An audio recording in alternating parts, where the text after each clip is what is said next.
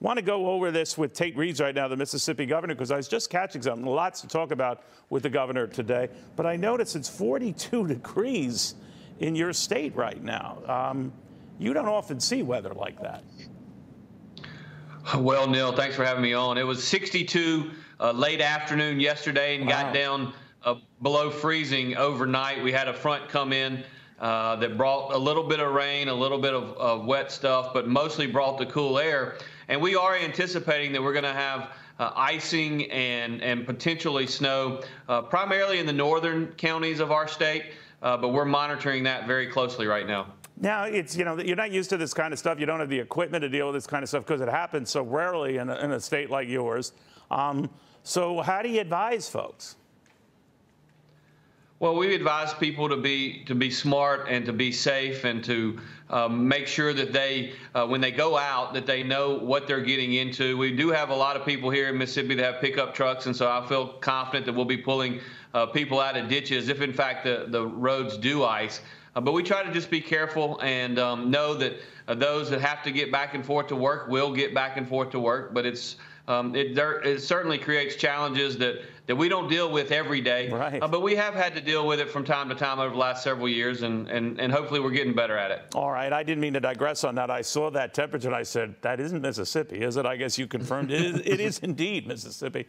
Governor, I do want to switch to something that's become a political hot potato, and that is the future of TikTok, the Chinese social media service. As you know, the CEO of that company is going to be testifying before Congress in March, but by that time, more than half the states in this country could have and likely will have suspended TikTok, at least at state institutions. I believe you're looking to do that among institutions, state-run institutions in your state. It follows something that has been very similar going on in a host of other states. I'm just curious where you see it going and outline your plans to deal with TikTok. Well, what I would tell you, Neil, is that we know that the Chinese Communist Party has a history of stealing American intellectual property. They have a history of stealing Americans' personal information. And we want to be proactive in ensuring that they do not have the ability to steal Mississippi state government data. And that's the reason that I outlawed all TikTok on all state-owned devices, because we know that the Chinese often use social media platforms such as TikTok to get that data and get that information, and we're going to be proactive in Mississippi. You know, Governor, the reason why I raised it is last week I had the Montana governor, Greg Gianforte, is doing the same thing, forbidding TikTok use at, Montana universities, colleges, stuff like that. But he's running into some critical young people in that state who don't mind TikTok. In fact, are very cynical when it comes to people snooping on them. They figure that, American companies do it. Chinese companies are probably doing it, but they like the videos. They like communicating on it, and they're not happy when a governor tries to shut it down. How do you deal with that, or will you deal with that in Mississippi? Well, Greg is a good friend, and while he may be dealing with young people in his state, I will tell you I'm dealing with a few young people that live in the governor's mansion in Mississippi. I have 3 daughters that are either at or near teenagers, and obviously it is a device and it is an app that is almost addictive for many of our young folks, and they spend a lot of time looking at it. Are they not happy with what you're planning, Governor? Do they let you know? Well, I know you're the governor of the state, Dad, but come on already.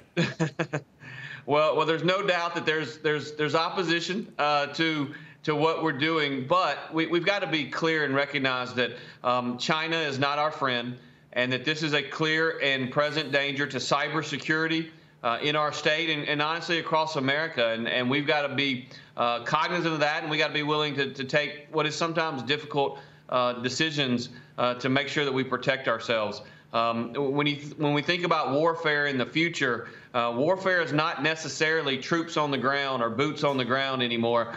There's a real battle going on for information and cybersecurity, and we've got to do everything we can as a state and ultimately as this nation to protect America's interest, and we're willing to do that. All right. Anyone who's willing to take his own children on to do the better cause is a brave governor. Let me know how that goes, sir. Very good seeing you again.